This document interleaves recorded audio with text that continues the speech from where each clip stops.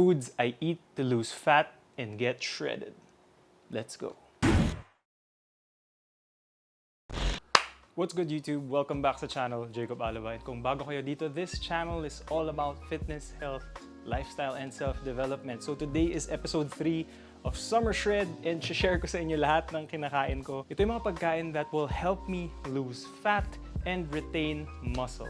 Remember, yung purpose talaga ng cut is to retain as much muscle as possible. So ito yung mga kakainin ko. Ito yung rotation. I'll talk about everything and sana mabigyan ko kayo ng ideas, lalo na if you're in a fat loss phase or if you are trying to lose weight. So let's start off with our protein sources. So I have here chicken breast. Let's start with the basic. You see a lot of people na nagda-diet na kumakain ng chicken breast just cause high protein siya, low fat, and hindi siya ganun kamahal. Tsaka readily available siya. Next up, when it comes to meat, meron akong beef tenderloin. So guys, ang beef tenderloin, ito yung one of the leanest cuts of meat. Kaya lagi ko siyang ini-incorporate sa diet ko. Lalo na if ganyan ay special occasion kasi may konting kamahalan siya. If you're looking for lean meat, lean beef, this is one of your best options. Kasi the other beef, kunyari mga ground beef, tsaka yung mga ibang cut, usually mataas yung fat. So my main go-to sa beef talaga is beef tenderloin.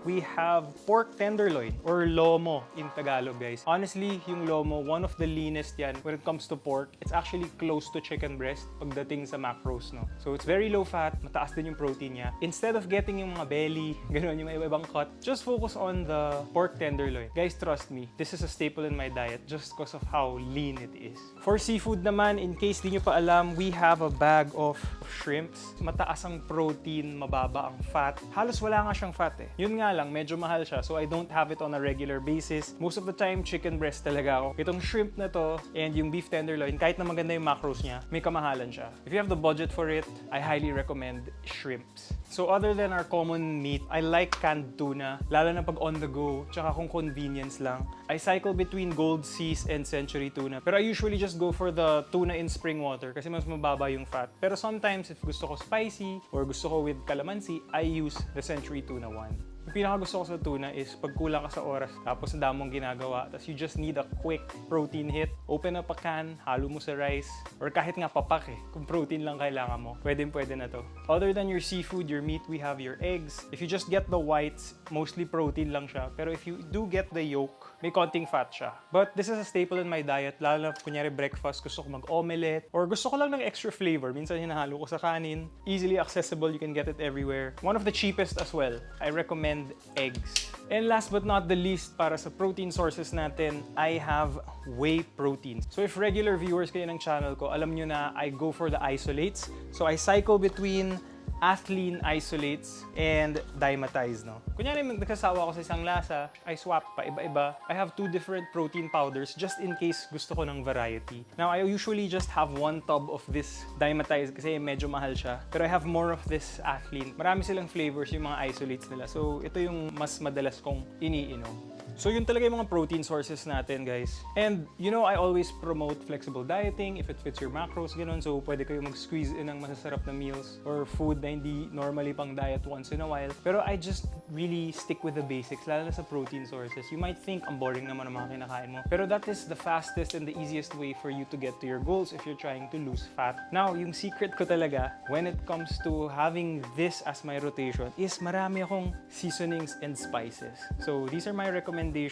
These are just a few. Actually, umorder pa ako. Hindi lang dumating yung iba. Pero I wanted to film this video na. So, meron tayo from Kinder's, Prime Rib, tsaka Butter Steakhouse. We also have Cali's Blackened Rub. Meron din yung from Weber. So, this is the roasted garlic and herb. You don't need to track these. Halos wala naman silang calories. Kaya kaya ko mag-chicken breast paulit-ulit. Iba-iba yung timpla. Isipin mo kung salt pepper ka lang lagi or iba nga nagsisteam walang salt and pepper. Nakakaumay talaga yun, di ba? Kahit yung protein source mo or yung meat source mo, iisa lang. Much better than kung paulit-ulit talaga yung timpla. Next naman yung carb sources natin. Guys, I am cutting. So again, I'm preserving muscle mass. So kailangan ko ng carbs. Carbs are your body's primary fuel of energy. Lalo na kung nagbubuhat ka. So paano mo lalaksan yung buhat mo? Paano mo bibigatan kung wala kang carbs? Wala kang energy. Diba? So for my main go-to number 1, rice. Okay, wala siya dito. But you all know what rice is. Lahat kayo most likely kumakain ng rice. So let's skip that and let's go to the next one. My favorite, oatmeal. So guys, itong oatmeal na to, ginagamit ko to with whey protein. So I mix in a little bit of fruits, peanut butter. This one is a very good carb source, tsaka may fiber siya. So hindi siya yung if you eat so much of it, magiging sluggish ka. I usually go for the rolled oats, pero ito yung available sa pinagbilhan ko. And I'm fine with using this instant quick one. Next, sa oats, we have whole wheat bread. The reason why I choose whole wheat bread over white bread kasi mas mataas yung fiber content niya. Fiber will help fill you up longer kasi. So, mas matagal kayong busog. That's why I recommend if you guys get bread tapos nagda-diet kayo, get the whole wheat ones. Also for carbs, I use wraps tsaka pita. So, these may fiber din to. And you know, once in a while, I want to change it up. So, gumagawa akong sandwich, pita wrap, diba? Wrap ko dun yung protein ko.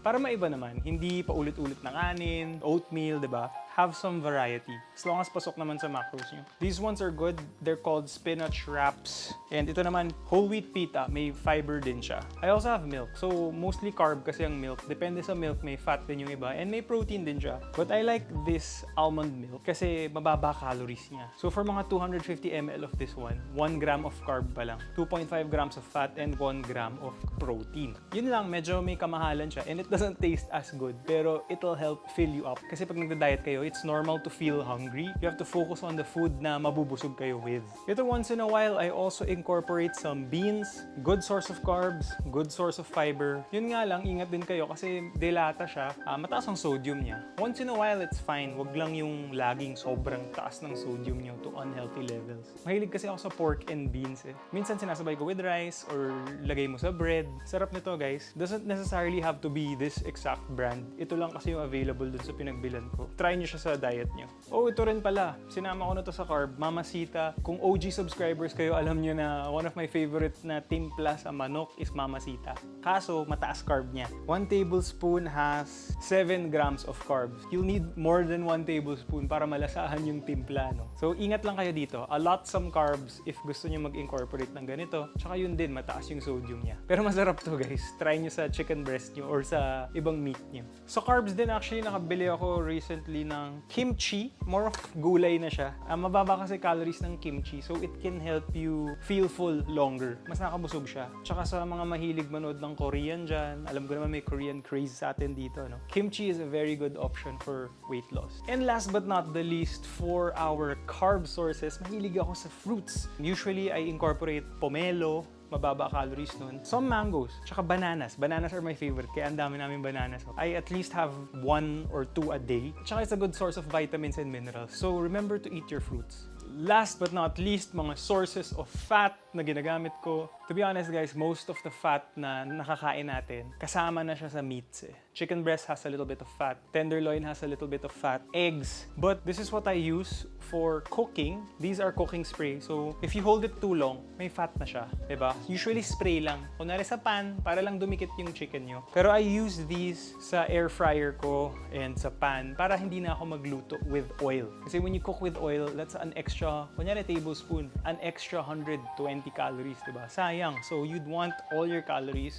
galing sana sa food. I highly recommend you get something like this. Meron naman sa Shopee and Lazada. So, madali kayong makahanap. And last but not the least, na favorite fat source ko is Skippy Crunchy Peanut Butter. Now, I'm specific with this one. Gusto ko yung may bits. Now, you might think, di naman pang diet yan eh, or di naman healthy yan. True, but I usually just have a teaspoon. Para lang malasahan ko. Kunyari may something sweet akong kine-crave, I'll have a teaspoon of this. And it goes well with the banana, the oatmeal. Sarap, guys. Basta, wag lang kayong abusado. Once in a while, it's gonna be fine.